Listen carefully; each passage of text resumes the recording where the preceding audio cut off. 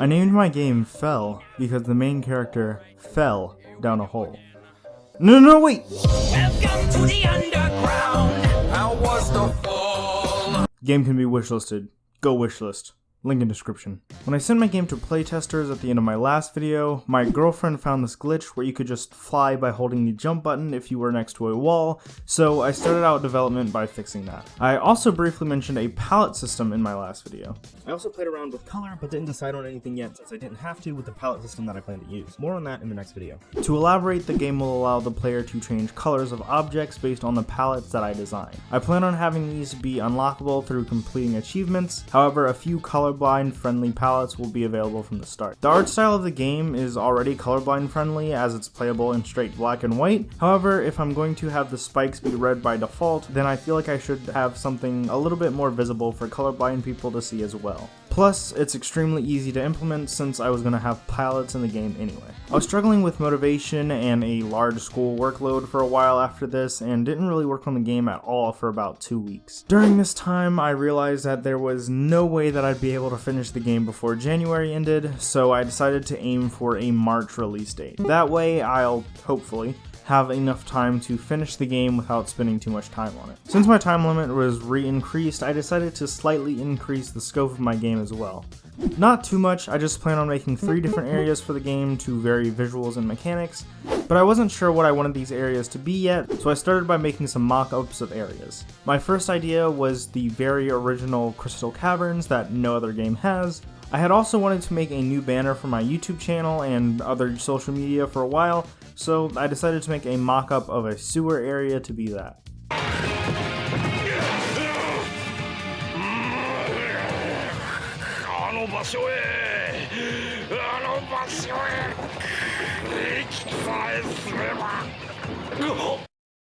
Hello, Bozo! At this point, I wanted to get a larger pool of people to test my game, so I started implementing crucial mechanics to make a small demo. The game wouldn't be playable without player death, so that's what I decided to work on. I'm sorry, little one.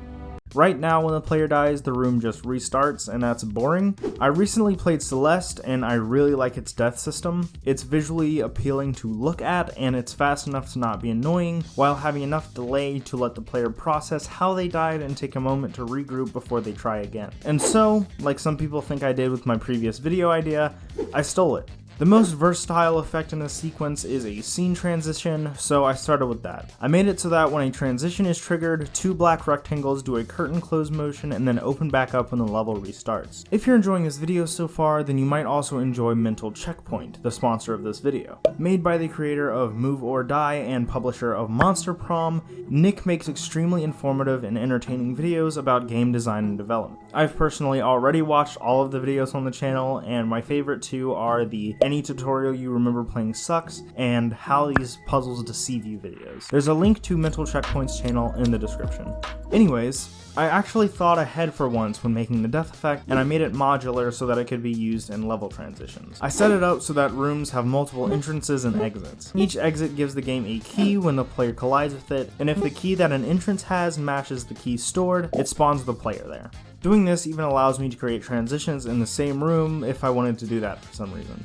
Where you going? You're lost. Dollar Tree headset, so free, freer than a public restroom. You're literally dog water. The death effect wasn't done yet though. It was very anticlimactic, so I gave it some pizzazz by adding some particles. I then added particles to a lot of the other actions of the game, and it looks so much better and more alive now. The game looks great now, but it doesn't sound like anything. It feels really empty without any music or sounds, so let's fix that. I had Lion, who made the music for Spore Child, work on music for this game, and I made my own sound effects using beatbox. Here's what the game sounds like now.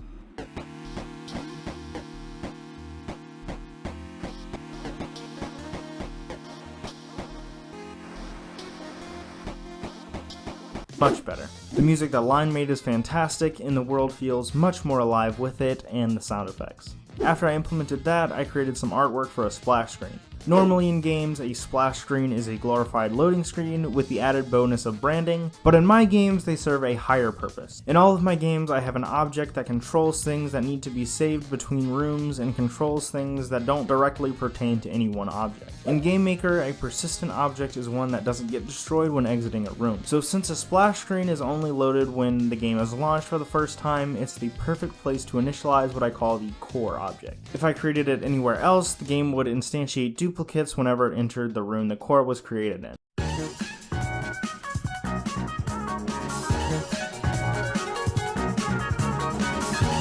Next, I created levels 1 through 4 to be tutorial levels where they taught the player basic movement, wall jumping, double jumping, and dashing respectively. I also made a little graphic that shows the player what buttons to press for each ability and placed them in a way that shows when to press them. The game even detects if you have a controller connected and changes the button prompts accordingly. At this point, I felt like the dash was kind of lackluster and didn't give the player a lot of feedback, so I added a sound effect and an afterimage sort of effect. It took some iterating to get to a point that I was happy with, but I think it looks fantastic now. I wanted you guys to be able to wishlist the game when this video went live, which you can, link in the description. So I started making a Steam page next. I created the app in Steamworks and started designing a logo for the game. While I was working on the Steam page though, my internet went out.